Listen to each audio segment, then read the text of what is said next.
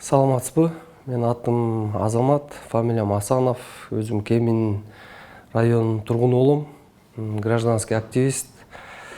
Биздин ошо проблема алтын кен болуп атат. Осо алтын кен зарплатаны көтөрөбүз деп Кытайлар алдап аз эле көтөрүп коюп, көтөрбөй атышат. Анан активист балдарыбызды жумуштан кетирип атат. Анан коррупционный схемалар бар ачык айкын чыксын деп атабыз. Бүт закуптар, кандай иш-чаралар болуп атат. Анын 40% биздики, кыргыздардыкы, 60% кытайлардыкы. Биз ага макул эмеспиз. Ошонун баарын изилдеп, иликтеп, кайра башынан карап чыгышсын. Комиссия түзүлсүн. Комиссия түзүлүп, экологдор, жогорку кеңештен, правоохранительный органдардан кишилер кошулуп, ошо комиссияга катышып, иликтешсин деген талабыбыз болуп атат.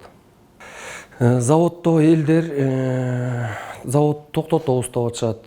Биз болсо сүйлөшүү жол менен тынч заводду токтотпой эле бул проблемаларды решать этип чечип берсин деп атабыз. Элге туура түшүндүрүп атабыз. Эл сабырдуулук кылып атат. Алтысында дагы сабырдуулук кылып түшүнгөн. Андан бери канча убакыт өттү, сабырдуулугу уже бүтүп баратат. Кыжыры келип атат элдин. Мындай айтсак, Кытай обстановканы накалять этип атат, обострять этип атат. Проблеманы түшүнгүсү келбей атат. Сүйлөшүү жол менен бүтүрүп решать этейин деген ою жок болуп атат. Биз деле сунуш кылганбыз, стол переговоровго отуралык, баарын сүйлөшүү жол менен чечелик. Бизди такыр кабыл албайт, биз менен сүйлөшпөйт. Анан ошо ситуацияга өздөрү жеткирип атышат. Биздин кайрылуубуз президентке кайрылат элек, ошо чоңдорубуз көңүл буруп, бул проблемабызды чечип берсе жакшы болот эле. Ассаламу алейкум, урматтуу мекендештер. Урматтуу Садыр Нуркожоевич, мага бүгүн Кемин районунда жашаган Азамат деген бир тууганыбыз келиптир. Ошол жакта Талды булак Левобережный алтын кенинде көйгөйлөрүн айтып келди. Бу жерде баягы эле бүтүндөй ушу мамлекетибизде болуп аткан коррупционный уурулук, жанагындай адамдардын, ошол жакта жумушчулардын укугу корголбойт деген маселени көтөрдү. Башка кендер сыяктуу эле, кумтөр сыяктуу кумтөрдүн тагдырын кийген да бул кен дагычы. Биздин мамлекеттин 30-40% үлүшү бар. Бирок булар эмени көргөзбөйт.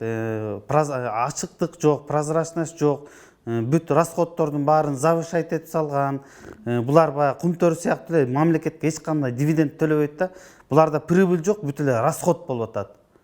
Прибыль жок эле, бүт эле расходко кетип атат. Эч кандай прибыль көрбөй атабыз деп эле, бер жакта коррупционерлер, уурулар менен сүйлөшүп алып эле, ошентип иштин баарын жаап келип атат.